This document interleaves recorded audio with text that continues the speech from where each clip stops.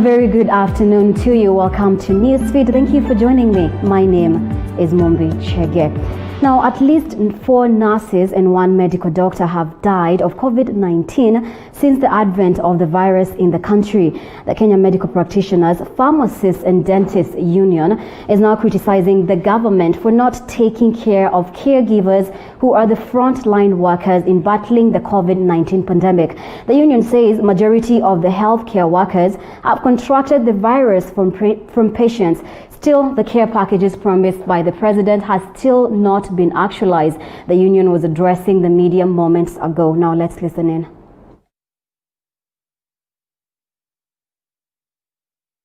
Just to reiterate and remind us all that we speak on behalf of all doctors in this country and other healthcare workers. And why am I saying this? I think you all remember earlier on when the pandemic had been declared in our country, we raised the issue of infection amongst healthcare workers. And unfortunately, we were dismissed as fantasizers. We are doctors, and I say we are doctors because we understand disease. We understand the risk, we understand the prognosis. By the time the disease was declared in our country, we had all seen how it had ravaged healthcare workers across the globe. And I even said that there is no amount of money that will compensate a family for the loss of their loved one. It is our civic duty, it is our responsibility, especially amidst this pandemic, to take care of Kenyans. These Kenyans are our relatives. They are the people we live amongst, and we ourselves are equally Kenyans. So, just to say how personal this is, and how being the leader of these doctors, and not just doctors, and being a doctor in the society, I've had so many calls, numerous, from my colleagues, some of whom are personal friends, who have called and told me, I'd just like to tell you that I've turned positive, but I'm telling you in confidence. Or I've just handled a patient who has turned positive and I have to undergo quarantine and isolation. And this has had an effect on these healthcare workers. It is trauma that needs utmost support. And we all have a responsibility. As healthcare workers, our responsibility is to be available, to serve our fellow countrymen and women who come to seek services. The government equally has a responsibility of ensuring that the safety, welfare, health, terms and conditions of work of what we now call frontline healthcare workers is addressed comprehensively. And as cases of gender-based violence, early marriages and teenage pregnancies rise under the current grip of COVID-19 pandemic, a non-governmental organization has launched a program in Nakuru to help victims overcome trauma associated with the vices. Through funding from the Aga Khan Foundation and United States International Agency, Young African Women Initiative is also working with creative artists and content developers to produce material on detection, prevention and legal remedies of gender-based violence through films, theater, music, poetry and stage plays. The initiative, dubbed Kuimarisha Project, that has brought on board 14 community-based organizations and youth groups in Nakuru and was launched following a surge in the vices, with perpetrators identified as mainly close family members such as intimate partners and relatives. Authorities report that cases of rape, female genital mutilation and illegal abortions have also increased significantly in Nakuru County in the past 3 months. Actually implementing or doing the work that they love and addressing their personal needs. So if it's people in agriculture, eventually they will going to be able to improve their production and be able to generate an income. If there are issues of security, we'll be able to work with people who are in the security profession to ensure that there is security within our county. Also, there is also security within our homes, and even the issues of children that are being abused. So, how do we help teachers? How do we help parents? How do we work with parents? We work together towards addressing the issues of teenage pregnancy, issues of violence against children. All that will be a comprehensive program for us. Kwa sababu hata kama jana nilikuwa na wasichana wawili, mmoja ni class 8 na mwingine ni class 6, na kitu cha kushangaza sana, mmoja mimba ni ya anko yake. So hiyo kitu imetuweka wasiwasi, na kwa sababu pale mashinani shida ni finance na kufikia hawa watu. I believe we will be the most instrumental people in communicating to the society and to the public, using the tools that we have, be it plays, be it films, be it music. We'll all use these tools just to communicate back and educate the society on the right matters that needs to be appreciated by the society. Now, the Maasai community historically have been victims of land injustices, and now the Maasai natives and the Kitet Maasai community residing at the Ewuaso 4,500 acres of land fear a possible forceful eviction by a cartel comprising of 7 individuals. This native Maasai community has lived in their ancestral land for years and have now been declared as squatters by the 7 non-local individuals. Kajiado Land CEC Hamilton Pasena says the land document presented by the individuals were acquired fraudulently. He urged Ketraco to stop any further compensation and await resolution on the thorny matter.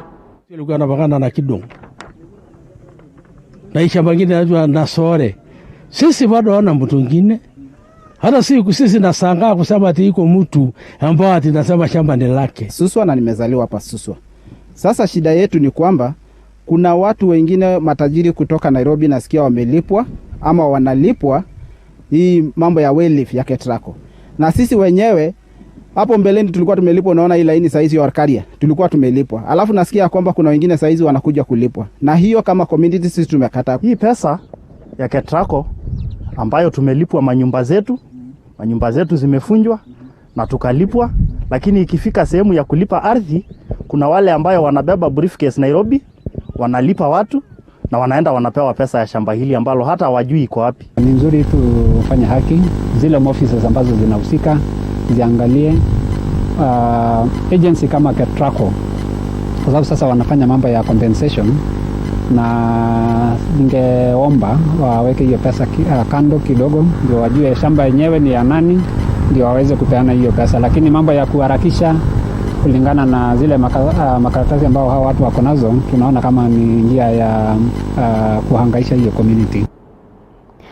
The agricultural sector still remains the backbone of Kenya's economy, with farmers engaging in different kinds of farming depending on the climate of different regions. Farming in the Lower Murang'a has not been known to thrive due to the dry conditions in the area. Given that the rains can sometimes be unreliable, farmers in Kerea village, Kiharu constituency, have ventured into a new way of farming where they use solar panels to help them pump water from the river or boreholes, citing it is a cheaper way of farming.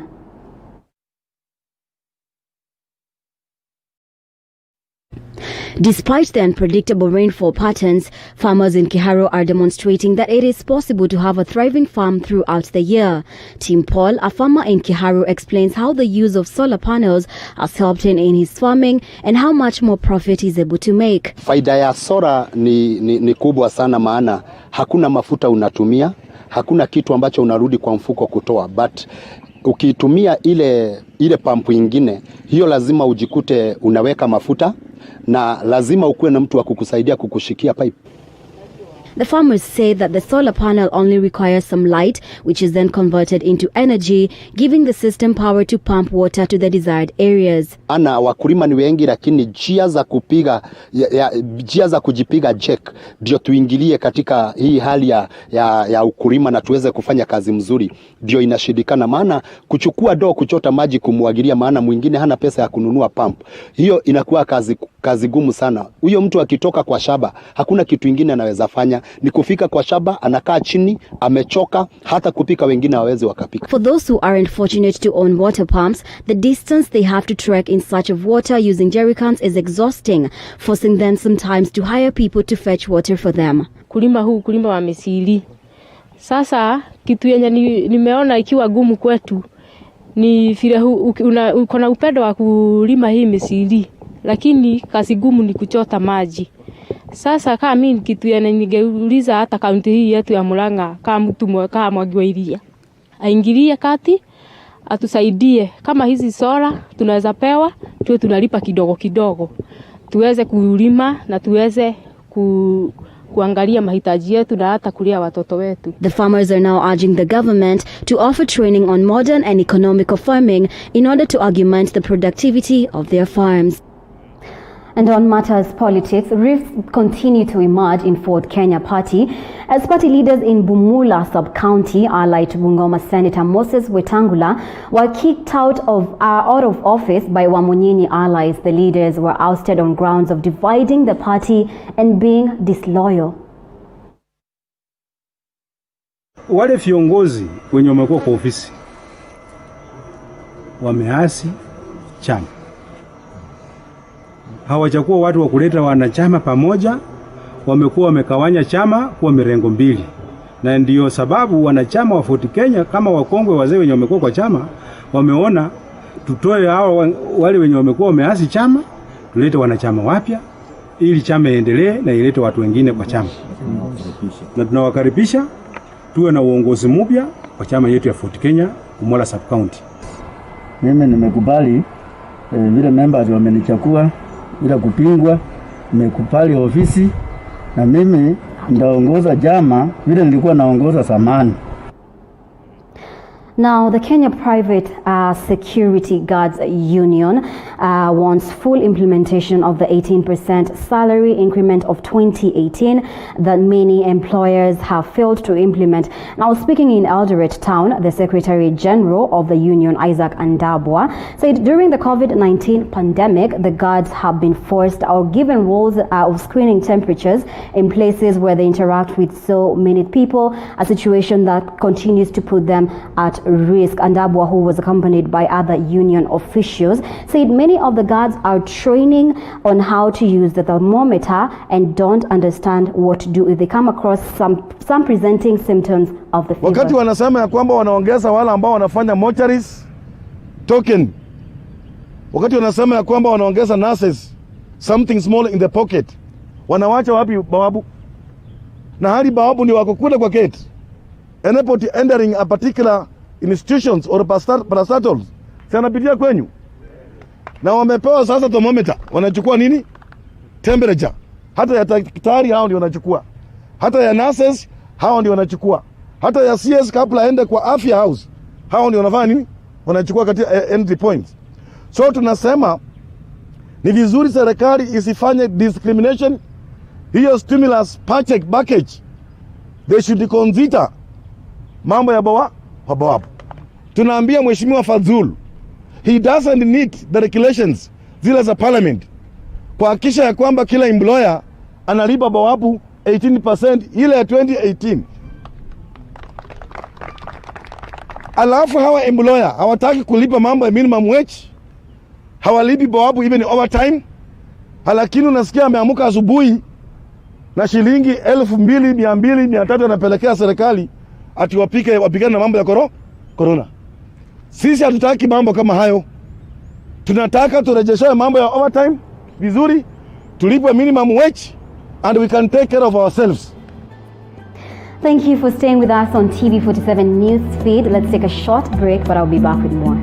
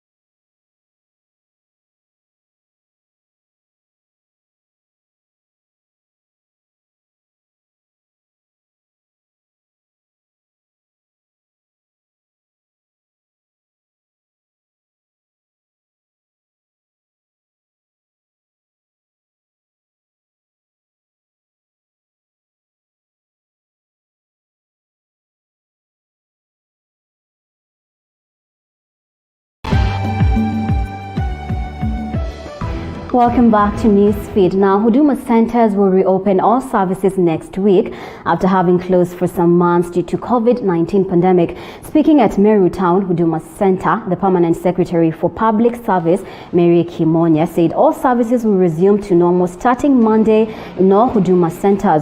The centers will be open between 8 a.m. and 5 p.m. unlike other times when the services had to be extended to 8 p.m. during working days and also from 8 a.m. to 12 p.m. on Saturdays. Kimonya said people seeking services and are over 58 years of age will be rendered these services at their homes, and if they go to any Huduma center, they will be given the first priority and be served within 10 minutes. We are resuming our services, and government services must continue, but they must continue within the context of the protocols that have been issued by the Ministry of Health. Every public servant, wherever they are, a number of you will be working from home, others will be working from offices. And we are saying as you deliver the services, we must adhere to the protocols. That's number one. Number two, The services must still be given with dignity and with sensitivity to the citizens. Because our citizens pay the taxes, we must still respect them. So we must keep the government's offices safe. And also we must keep the citizens safe. And religious leaders in Uasin Gishu County have urged the government to stop announcing the numbers of people who get tested and found positive of COVID-19 daily. The leaders say the numbers have been discouraging many at a time when most people need to be given hope because of the many challenges caused by the pandemic. They have also asked the government to find proper ways of assisting private school teachers who have stayed long without a salary. They appeal to the government to ensure measures are put in place before schools reopen.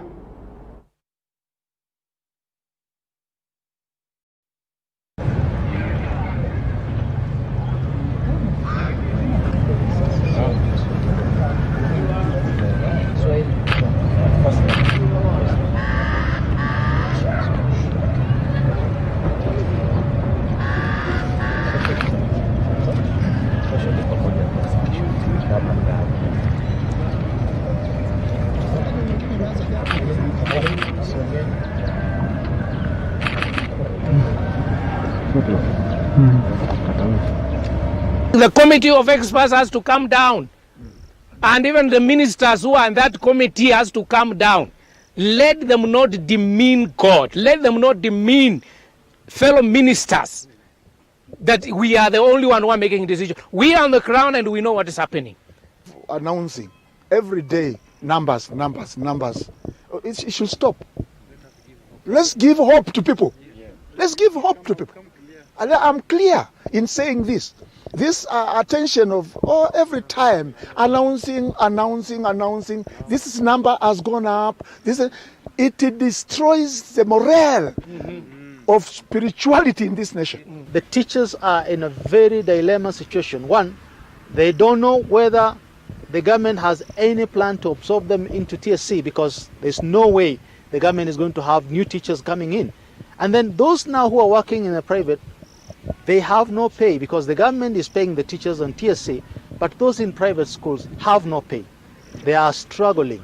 So if they are run by the churches, if the church can be supported to also help these teachers, it will narrow the incidents that we are having or we are hearing in the country right now. And moving away from COVID-19 matters, about 300 families who were affected by perennial floods in Magarini, Kilifi County, have a reason to celebrate after they were handed new homes by the government. The housing program, which was started in 2018 and was implemented by the Kenya Red Cross, targeted 6,000 families countrywide in the areas that experienced perennial floods. The project is designed to help thousands of people displaced by floods every year during the rainy season. A popular internally displaced people's camp at the Garashi Chief's Office, which used to host hundreds of flood victims, can now afford a new look since there will be no more guests camping at the compound. Currently, the families do farming downstream near the river and live in their homes, which are located on higher grounds. Residents described how the project has transformed their lives.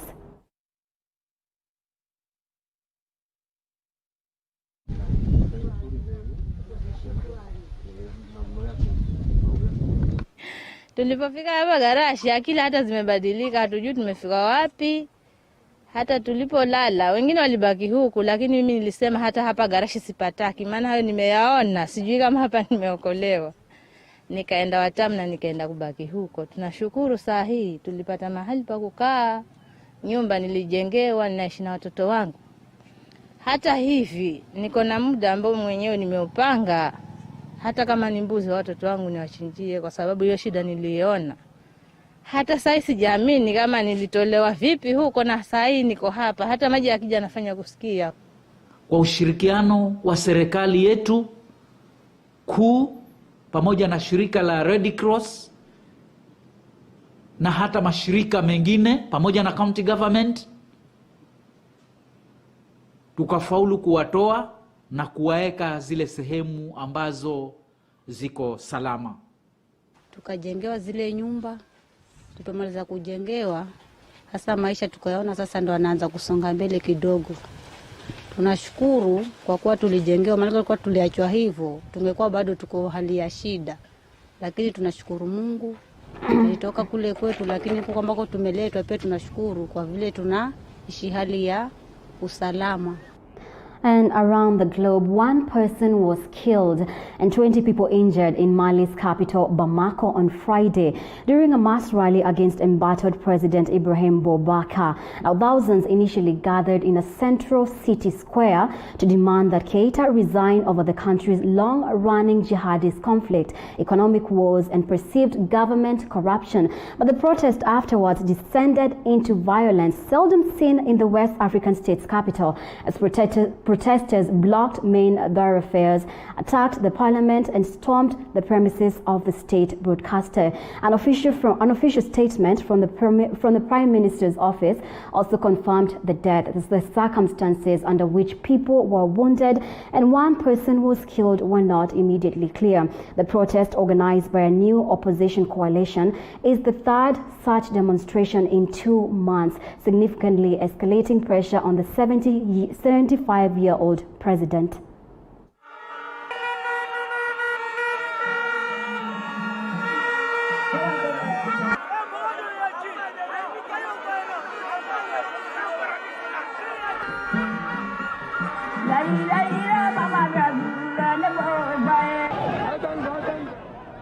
And Brazil surpassed 70,000 coronavirus deaths on Friday.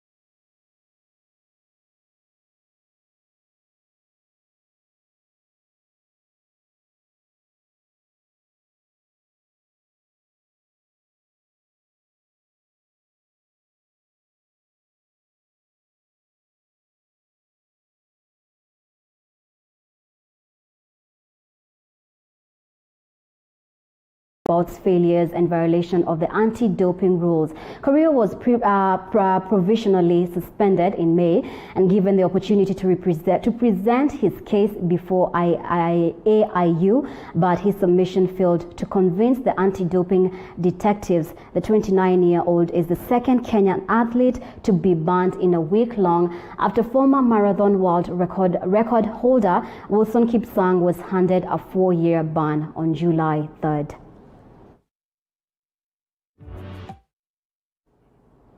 And Real Madrid moved a step closer to their first La Liga title in 3 years by beating free-falling